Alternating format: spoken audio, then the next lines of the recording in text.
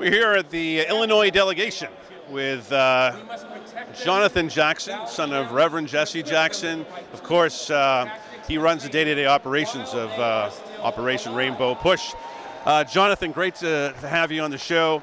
One of the things that a lot of people who had supported Bernie Sanders like you did are concerned now about, how these next couple of weeks bring people together. What are your thoughts here? There's a lot of people who obviously voted for Sanders in Illinois, close race, same thing with Hillary. How do you look to bring it together? I think there are two options. One is for Trump and the other is to support Hillary Clinton. And by and far, there's no comparison. Hillary Clinton would be a better candidate to serve the United States.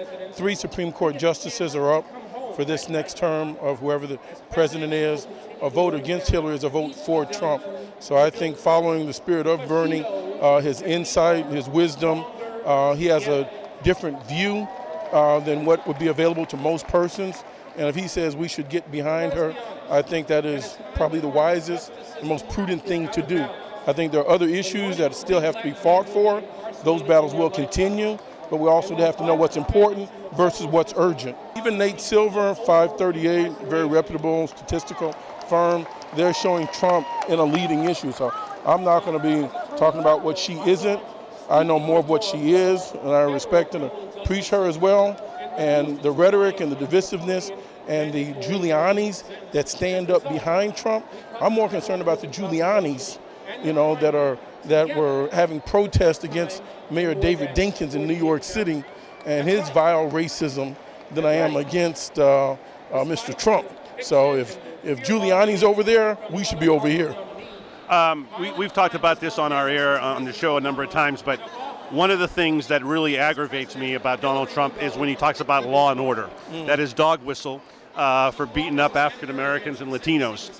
As somebody who's tried to get guns off the street, to invest in the inner cities, this to me has to be a big concern of yours, because if he's going to run on that, you saw Giuliani, who basically has done it in New York City, with the squeegees and the idea of basically, broken glass policing, exactly.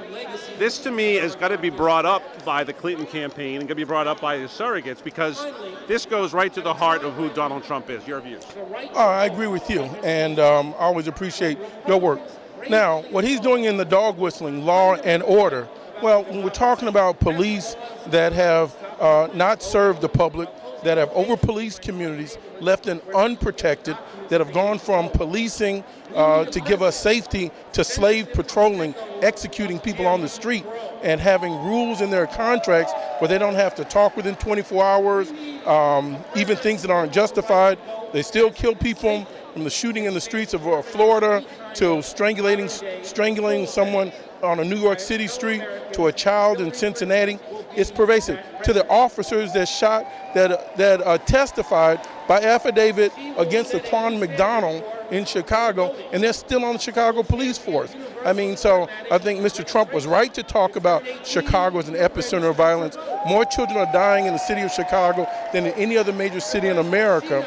And so we can talk about standing for other countries in France, in Germany. We need to also stand up for people in the inner cities. That's a form of domestic terrorism that needs to be put to an end. 76% of the murders in the city of Chicago are unsolved. And so it continues. A killer continues to kill.